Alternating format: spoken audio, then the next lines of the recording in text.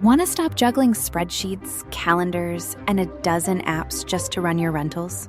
Lodgify makes it easy. It's an all-in-one toolkit for hosts. Build a direct booking website, automate guest messaging, and keep all your channels in sync. Running your rental business your way has never been simpler. And for Good Morning Hospitality listeners, you can get 20% off any yearly plan with code GMH20. Just check the link in the show notes to get started today. Good morning, hospitality listeners. Welcome back to a new episode of Good Morning Hospitality. We are trying something a little new with a new intro. So today on the episode, you're going to hear about how Capital One is acquiring the Hopper Tech, not the full company, while also Apple and Delta are going deeper into their partnership and also creating more open API for tracking your bags and luggage at the airport. So there's going to be tons of news on that. And of course, CitizenM has new financing post Marriott acquisition, and the Marriott acquisition actually helped with this new loan structure. So on today's episode, we also have a guest joining us, Dennis Shaw, the founding editor of Skift. So without further ado, let's jump right in.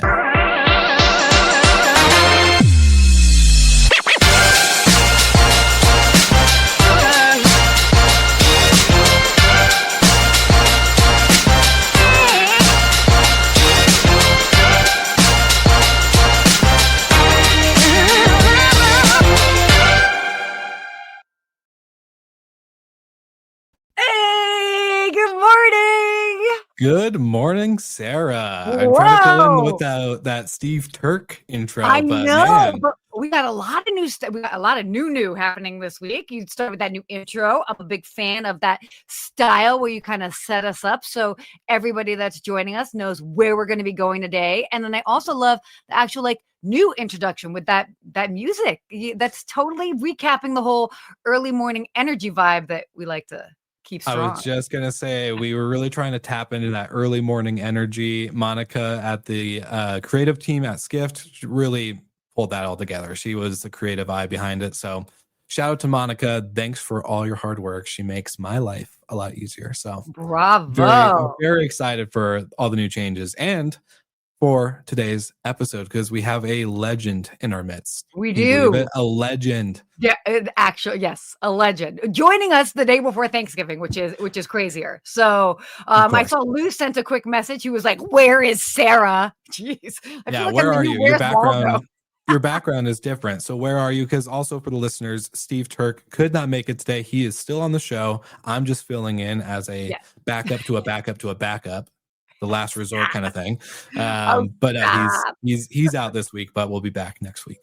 Yeah, definitely. So I happen to be at my grandparents' house in good old Allentown, Pennsylvania. For those that know all the smaller regional airports, ABE flew in there last week. But what's so cool about this lovely purple room that I'm in is I've got all these maps behind me, and I think we're talking about it. It's super cool. So there's a map of Antarctica because my grandparents went. All these AAA maps. They have one of Los Angeles that they got when I moved there 20 years ago. So cool.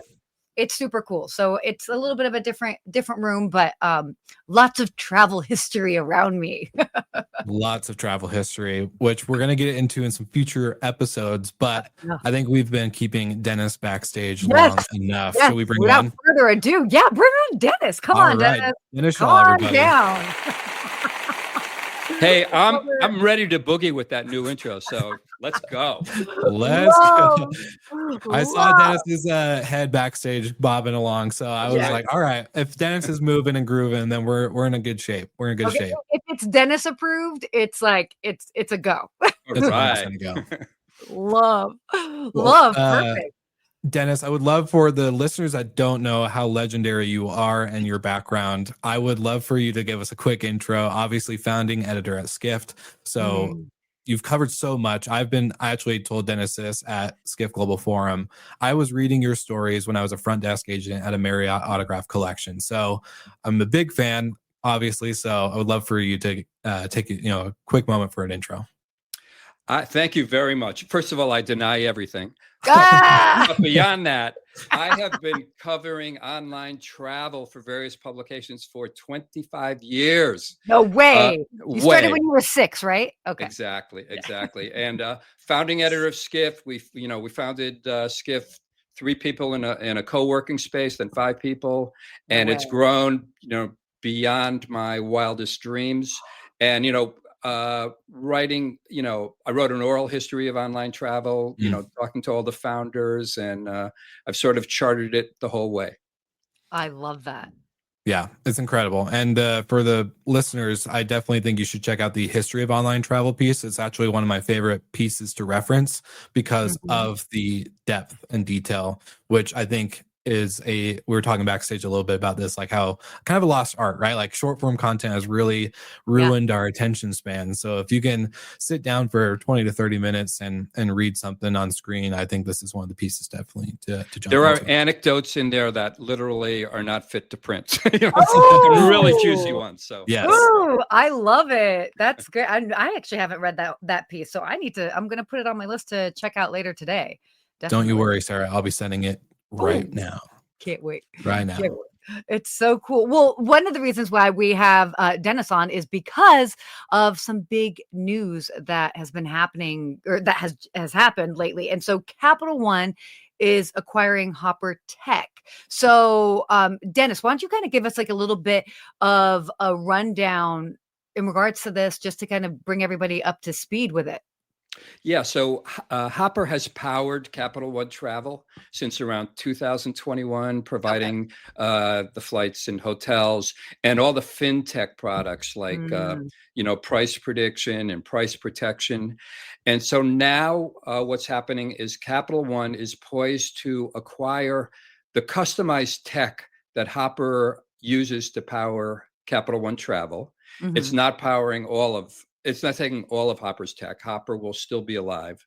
And it's poised to hire a chunk of Hopper's engineering team and hotel team, so it can, so Capital One could strike out on its own and, establish its own direct relationships with hotels and do other things.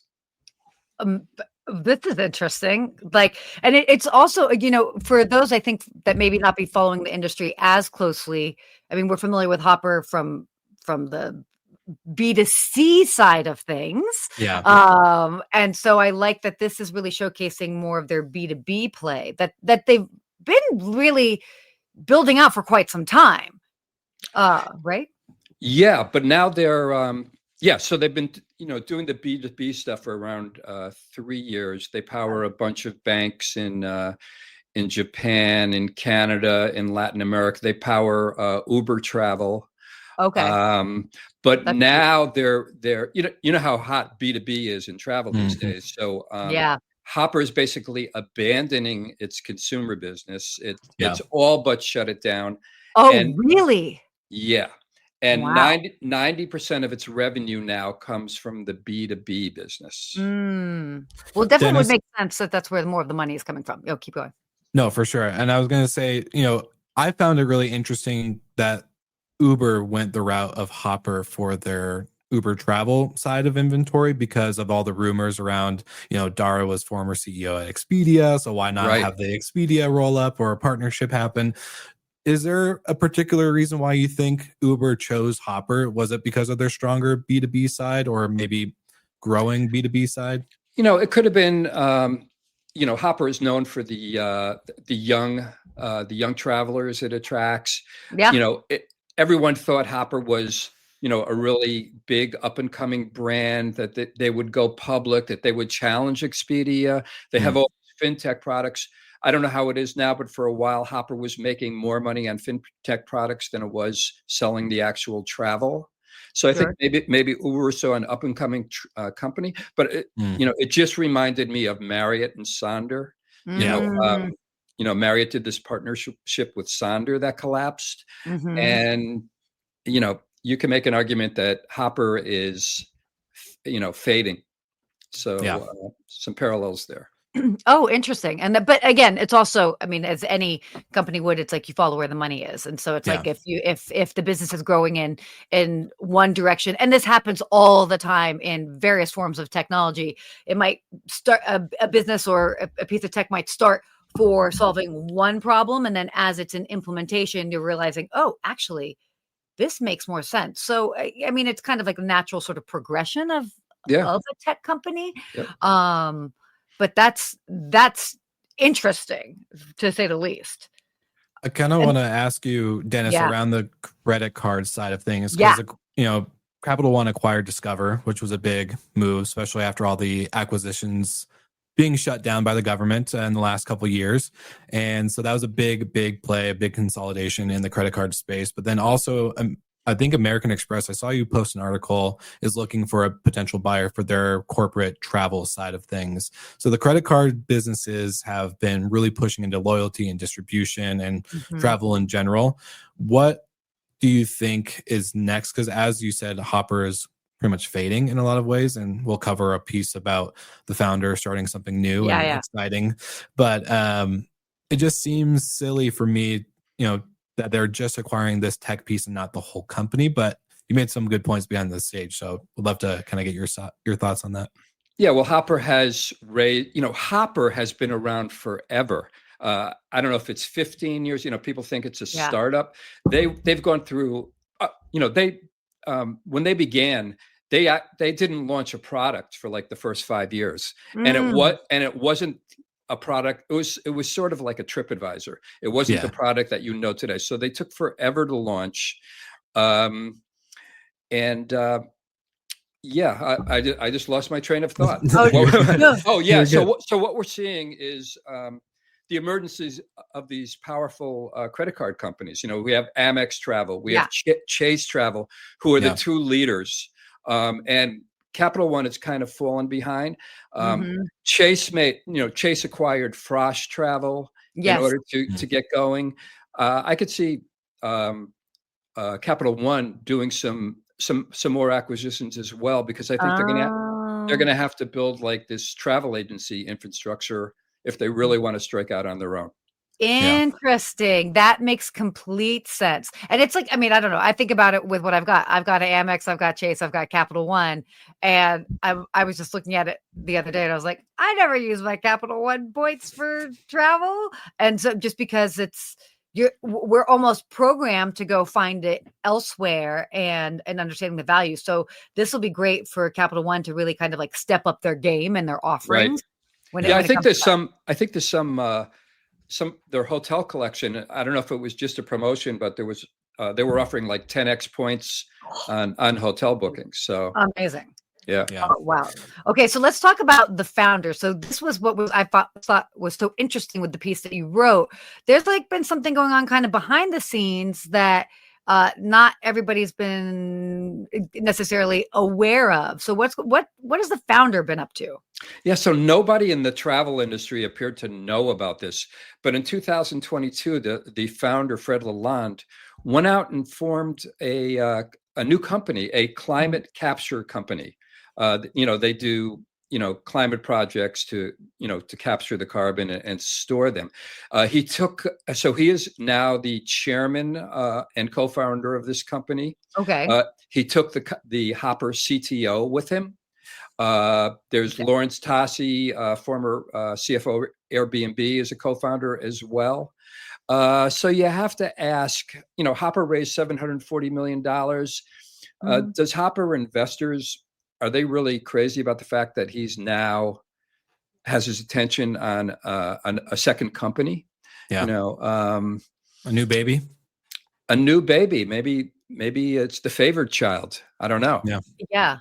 Well, it's interesting because again, obviously he's mindful of that, hence why it's been a little bit under the radar. I mean, it's out there. It's information that we're privy to, but it's obviously not being blown up or overly advertised at this point. But then again, with Capital One acquiring the Hopper Tech, maybe the investors are like, you know what, it's okay because like the company is going where the money is anyway. So hopefully they feel comfortable and strong with that decision, at least. Yeah, but I just wonder about Hopper's future because Capital One is their largest partner, and we don't know if there will like be no relationship between Hopper and Capital One when this deal goes down and announced. But you just have to wonder about the future of their B2B business if they're losing their largest customer. Yeah. 100%. And with $700 million plus raised, it's no small decision, I would say, right? Like if you're losing your biggest customer, for them to just take your tool with them, like they don't need you anymore. There's no more money with that outside of the sale. So I don't know, that sale can only last so long. So I would be surprised if investors are really not surprised, but happy about the decision. But again, who knows? Maybe they're getting a nice little chunk of change. So it don't look good. Oh, you heard it here first. Yeah. I was like, but yeah. So I mean, I think that's a really valid point. So it's kind of big news. Also interesting, like this week, kind of a big sort of travel week, and it's interesting that it's kind of like dropping now. Yeah. A lot of stuff going on. Yeah, with the Marriott Sonder thing and a lot of news. Yeah. Definitely. A lot of shifts happening, that's for sure. Yeah. Yep. Yeah. Well, I was gonna ask you just, Dennis, on your quick take on the landscape of distribution and loyalty. It's been a topic we've covered a lot, and this is kind of like my last question for you, just on where like the Capital One, Chase, Amex, all big credit card players, Marriott Bonvoy becoming more of a distribution channel than just a hotel brand itself. Mm-hmm. Where do you see this going? You could argue that this is a positive development for hotels. Hotels have long been looking for alternatives to Expedia and Booking.com, the power that they have. For a while, TripAdvisor got into hotel bookings, and some hoteliers were hoping that this would be sort of a third force. So, now Amex Travel and Chase Travel, they're among the largest leisure travel companies in the United States. Mm-hmm. And with Capital One on the road to becoming stronger, you could argue that this is positive for hotels because now there's a new gunslinger in town. Yeah, it's kind of like breaking up the pie, so to speak, so that just distribution is just going to be a little bit different. Right. The power. Right. And also, for me, like, you hear a lot of talk of agentic AI, and we'll have to see where that's going. Yes. And, people have tried to book travel in social media, on TikTok and whatever, but travelers, historically, they want to book with their credit card companies. They want to book direct. They want to book with OTAs, They do. So, so, agentic has a lot to prove. It has a long way to go, but it has a lot to prove about whether travelers will really want to book on ChatGPT. I think they will. I think it's more of just a timing thing, just as travelers get more comfortable with it. You know what I mean? I mean, think about at some point there was the shift of, I'm not necessarily booking direct with a hotel. Now I'm booking with a third party, an OTA, originally at some point that shift happened. And so, it's going to be interesting. It's the tale of two worlds in essence, because you've got the consumers, which they're going to do whatever is easiest for them. I mean, I talk to travelers all the time and they're like, I'm just going to go book it on an OTA. And the hotelier in me is always like, everybody, look, the pie's big enough. Everybody's got a piece of the pie, but the hoteliers and me like, book direct, or like, or with a travel advisor. But there's, look, there's an absolute need and space for it, and they're user friendly. So as agentic AI, obviously, as it ends up evolving, people go where there's the least amount of friction, and whatever's the easiest and looks the prettiest and has a great user experience, that's where people are going to go, and that's how they're going to book their stuff. They want to go where they can get their points and where they can get the lowest price. Oh, totally. Oh my gosh. Yeah, definitely. And I don't blame them, the gamification of it. Yeah. Totally. Ooh. Yeah. The It's good landscape stuff. is a-changing. Yes. Damn. Dennis, we're going to quote that. Just damn. So good. Well, Dennis, I don't want to take up too much more of your time. I know it's holiday season. We're all traveling, getting ready to spend some time eating a ton of good food. So thank you so much for joining us on this special Seriously, thank you. segment to cover this. Obviously, I'm sure we're going to have you back on once the deal actually closes and Please, actually yes. we have more juicy bits. Hey, Come thanks for back having on me. anytime. Thanks so much. Of Of course. Well, course. thank you so much. We'll see you guys soon. Amazing. Awesome. He's the Wow. best. He's the best. He's great. He, again, like absolute legend, and knows so much about the industry. So that's fascinating. I love it. Thank you for asking that question at the end. Like, where is the landscape? Like, what's happening in the future? Obviously, Yeah. we don't have a crystal ball. We can't totally No. predict things, but it is always interesting to just see where things are trending and shifting. So Yeah. hot topic. Definitely something we'll have to track, and I'm gonna have to create like a new place on my whiteboard just for all the stories for GMH tracking. It's like, okay, we have a lot of stuff that is continuing to develop and to change and to update, obviously, as things are being closed and announced. Yeah. And yeah, lots of stuff. So keeping some job security on my end, but we have a couple more topics to cover, Sarah, and I'm excited for it because you've covered this before in the past, and I've seen you create some amazing short form content on your Instagram around the Apple AirTag and tracking your luggage and all this other stuff. So yes, you do. This is perfectly well timed. So for the listener's sake, can you explain what this new partnership is with Delta Airlines? Yeah. So, and it's so funny because I was recording this yesterday for the Skift Daily Briefing, sitting like in the Delta area next to like flight attendants as I'm like talking into a microphone. But this is great. Yeah. So, Apple and Delta are expanding their bag tracking through their share item location. So, as you can see here, they're joining forces on a new baggage tracking tech. For those that know, obviously, Apple AirTags has always, you toss a little AirTag into your bag. You can use your phone, Find My feature, and you can always see where your bag is. Now, traditionally, before you would have that, and then you're like, oh, well, my bag isn't here. They're like, well, it shows that it's still in Cincinnati. Yeah. And it's like, well, according to my phone, it's actually here. And so now what they've done is they've integrated the tech even more so that basically Delta will be able to have real-time visibility as far as where your bag is, and for airline staff as well as travelers, which is, I think it's awesome. Yeah. My favorite part about the story was not just about the deeper integration that Apple is getting into the travel space, but that this API, well, not the results. It's the API that they were developing with Delta is not just exclusive to Delta. So they have actually opened this API to allow other travel providers, whether it's airlines or basically anything involving travel, to have this feature. And I think this is where travel needs to continue to go, because how many times have you been pissed off that a system doesn't communicate to each other because they look like they were built in 1995 and on dial-up internet?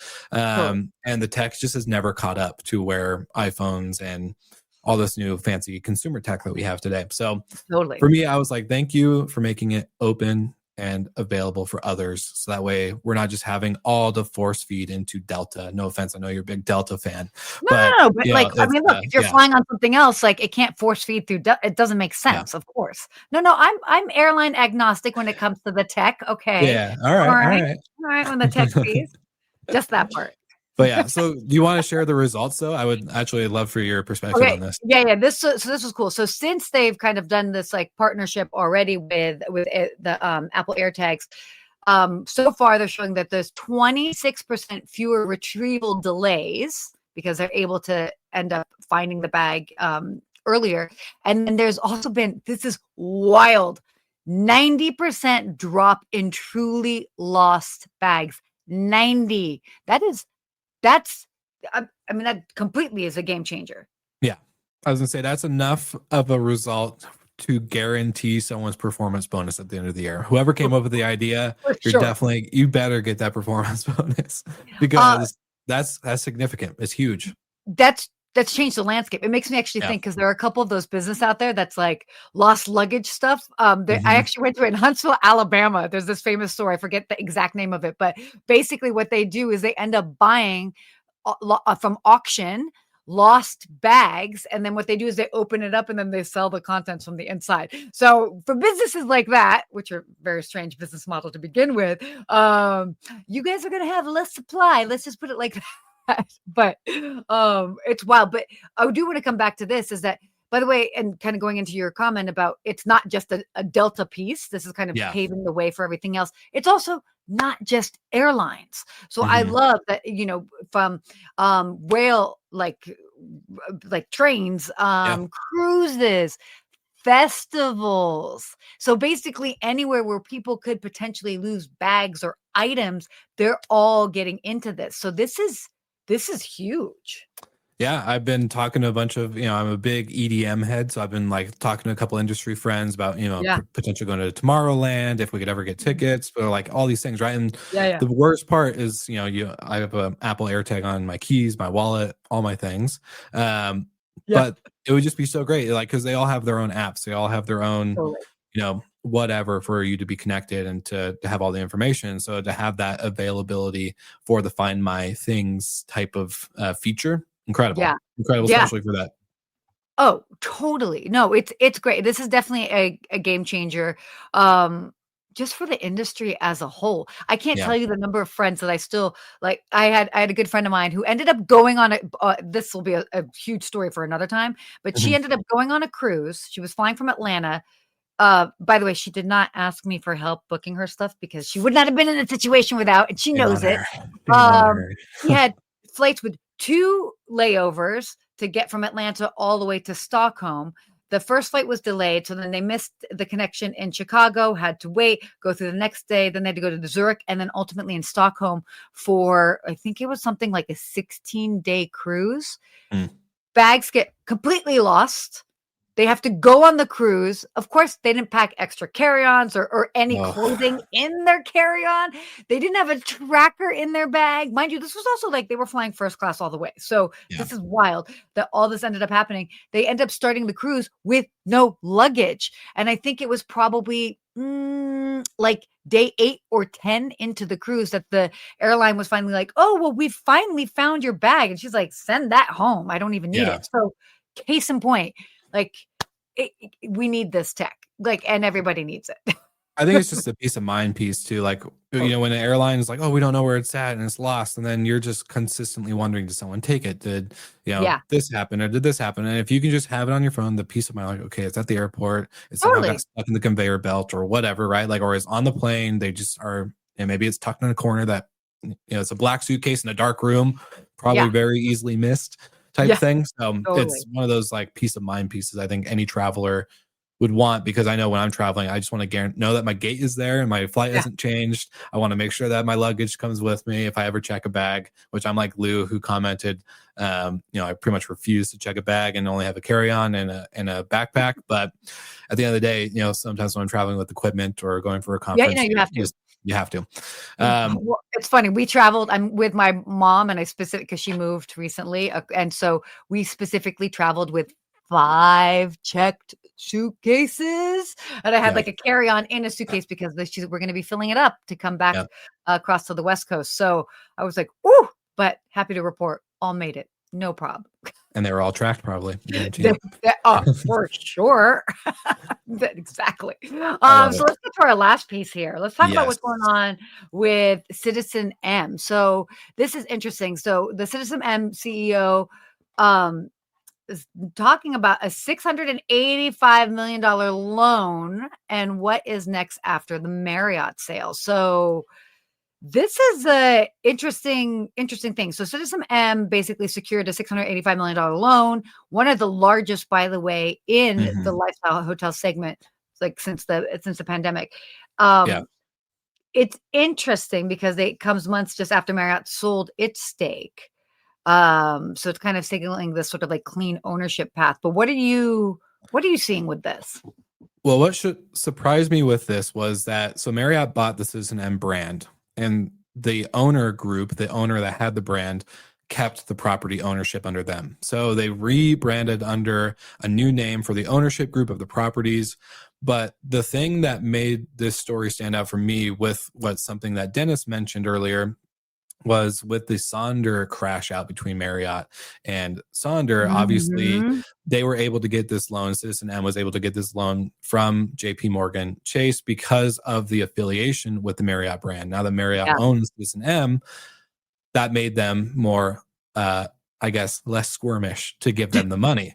Yeah. And when you have those types of deals happening with an affiliated brand that's always had a good name, but then yet something like a big burn, crash and burn with Sonder, different deal, right? Like Marriott didn't own Sonder as a brand. It was, I think the 20-year licensing deal was a foot in the water for that, but Mhm. it did not end well. And there's a ton of claims if you go on X or Reddit or any of these other platforms.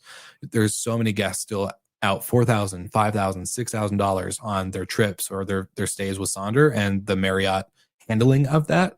Yeah. So the good thing is good for this group, good for the ownership group of the properties to get this refinancial structure. There are, I think, got 3 new properties in development in the US currently.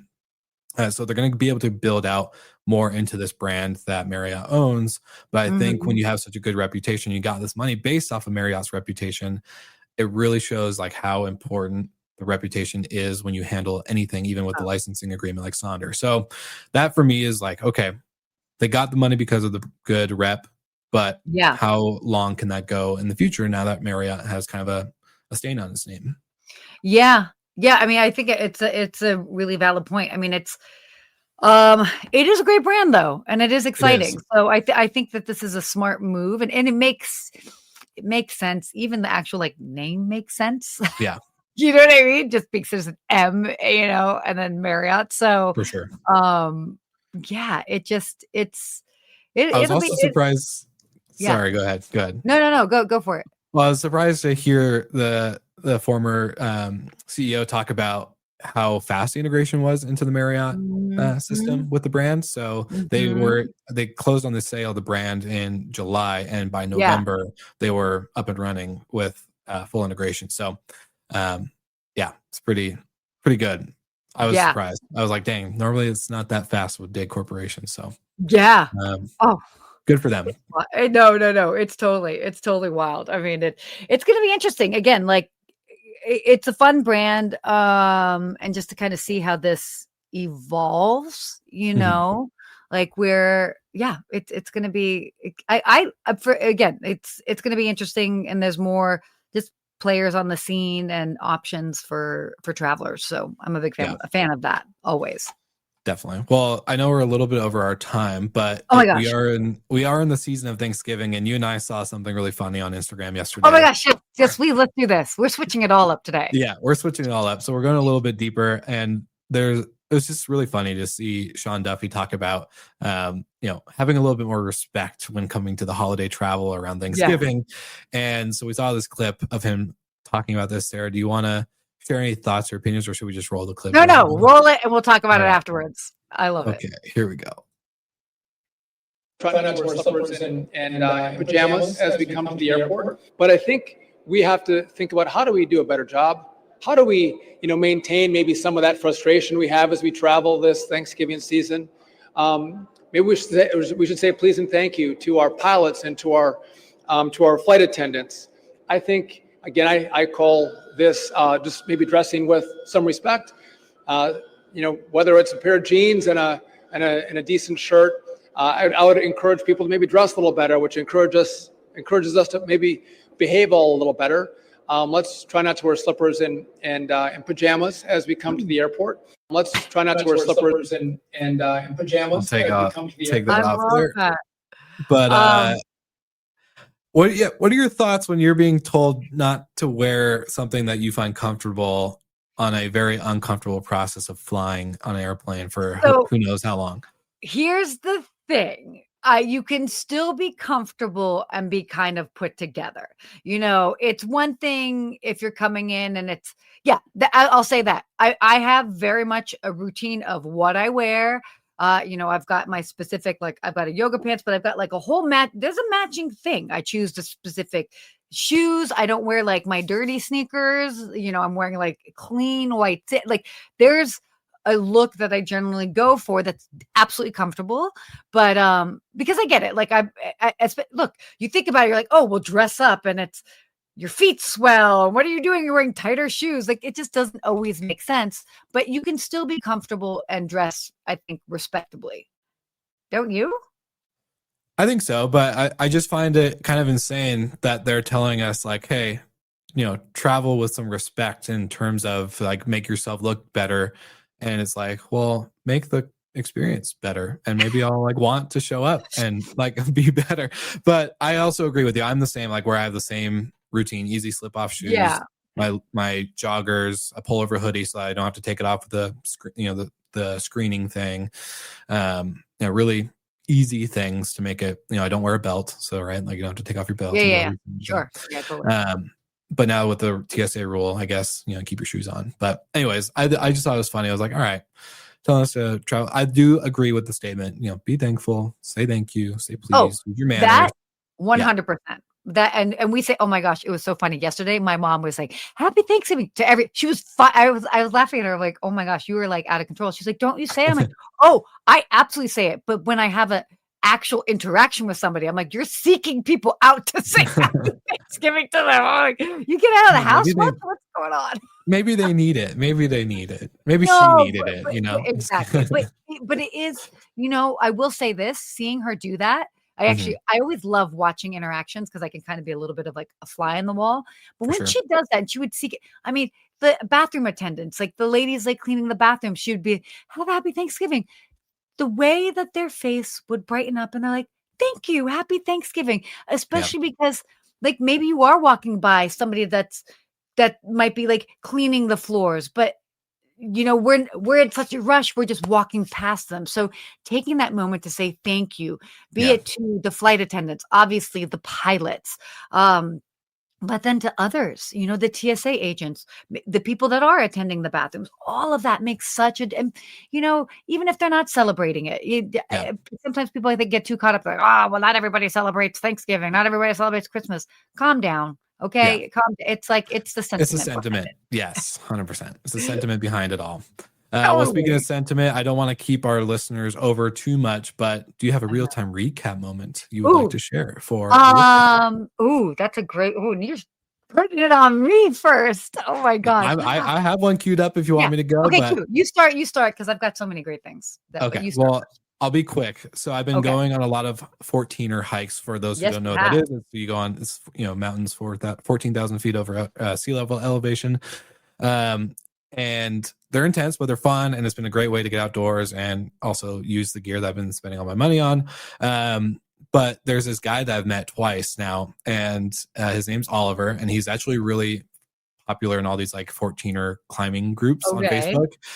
He's done over 100 peaks in a year and a half. And which all the biggest peaks in Colorado, which is crazy because there's some pretty intense ones. And he's known as the rosary guy, and he gives out rosaries to people who are climbing the same mountain as him or at the trailhead or whatever. And so he gave me a rosary, or he attempted to give me a rosary on the struggle bus that we were on for the first time we met. And he ran out, and so we got to chatting and got to hear his story a little bit. He's a really great guy. And then ran into him at this last one this weekend, and he's like, "Oh, Will," he remembered me. I was like, "Oh my gosh, like crazy to see you again." So it was really cool. Just made my day because going into the hike, I was just like, all right, like that was a really positive experience. And he was just out there. He wasn't even climbing that day. I was like, "Are you going to summit with me?" And he's like, "Nope, I'm just here to give out rosaries to people and say hello." And he's doing the same thing on Thanksgiving. And just really cool way to give back to the community, whether you're a believer in that faith or not. Like he was just really seeking intention with people. And I really appreciated it. So I love my real-time recap. Oh my God, I got chills when you were sharing that. And that's a great point. Like it's not necessarily, I mean, obviously, if you are of that faith, the rosaries would be that much more special. But even if you're not, it's still like it's totally the sentiment. And I love that. And I love that he's not even summiting that day, and he's still going out there to just set the tone for people. Yeah, it was early in the morning too, and cold. So good for him. That's wild. Yeah, we need more of that type of stuff in the world. Well, I will say this. I feel like sometimes like like a broken record talking about my love for Delta, but I will say this. You're like, I knew it was coming. I knew it. So I've had 3 flights in the past 4 days. 2 of them have been delayed. So the first one was from Los Angeles to Las Vegas, which was hilarious because that's like a 45-minute flight, and my flight was delayed 3 hours. I could have easily driven faster, but I'm trying to get my status for next year, so everybody knows about those mileage runs. And so, but they were really good as far as communicating.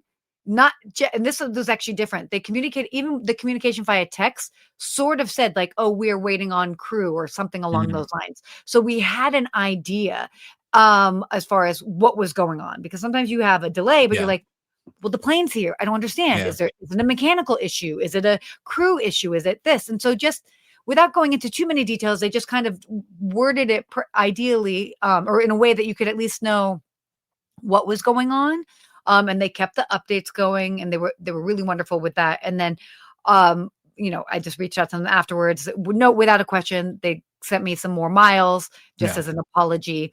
And then yesterday also we were delayed coming from Atlanta to Allentown, a smaller flight, but again, they were also very communicative, super nice. So just shout out to them for just half the time. And this is, I think you'll probably agree with this when it comes to, when I think back on my hotel experience, people understand stuff goes wrong, for whatever reason. They might be bummed about it or it's annoying or whatever, but look, we all live in the world. Nothing's perfect, but it is all in how you communicate. And if you can communicate honestly, that goes such a long way versus being like, oh, I don't know, or hiding things because people feel like they're being lied to. That like makes the problem worse. So if you're just like, hey, we're just waiting for a crew, or it's bad weather, the pilot is delayed coming in because of this, like, okay, cool, we get it. It may be a bummer, but we can handle that. So always lead with that in case you have to deliver any sort of news. And shout out to Delta for just doing it right. That's why I fly with them. Customer service is on point. I'm dying to know how they train their staff because they are phenomenal. Yeah, definitely have to open up that playbook for the rest of the industry to follow along because not everyone does it. So no, that's good. That's good. I like it. Well, this was fun.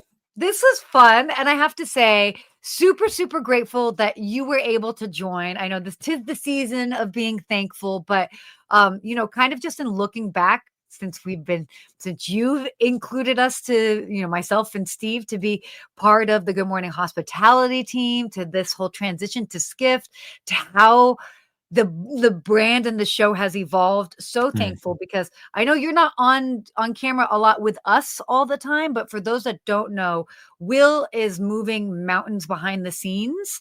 So super thankful for you because we would not be here today on this platform. None of this would be happening without you. So just want to say super thankful for you. All right. Well, that just made my whole day. So thank you so much. No, it's been an incredible 5 years with the pod with you and Steve.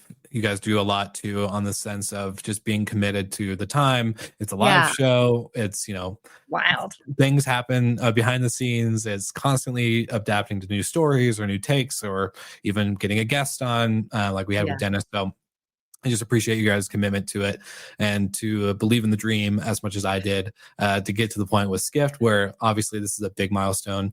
And we're just excited for the next round of changes. So I'm thankful for you guys' friendship also because getting to work with you on more than just one thing and to understand that like we're friends first as well. So yeah, really thankful. A lot goes on behind the scenes, everyone. So, and also thankful to everybody that takes the time to join us live. That's huge. Yes. Obviously, if you listen to the replay, super appreciative of that. And hopefully you guys get great value of it. That's why you subscribe and all of that and share it with others. But also really, really, really grateful for those that come and join us live. I love this because that makes it interesting and fun. And you see, like we can have crazy things that might take the show in a different direction because you are interacting with us live. So please 100%. Continue to do so. If you haven't yet and you're hearing this on a replay, join us on the live segment. We'll give you a shout out. Even tell us it's your first time. We'll make sure to do an extra special shout out for you if you do. So love it. 100%. Well, without further ado, have a great Thanksgiving, everybody. And like always, like and subscribe to your favorite podcast platform on Good Morning Hospitality, wherever you find it.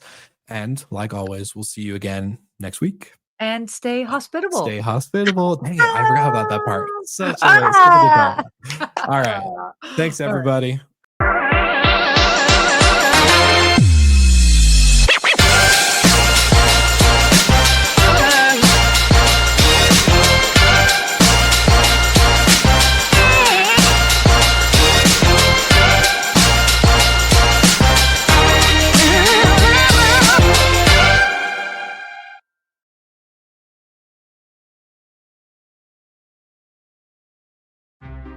Want to stop juggling spreadsheets, calendars, and a dozen apps just to run your rentals?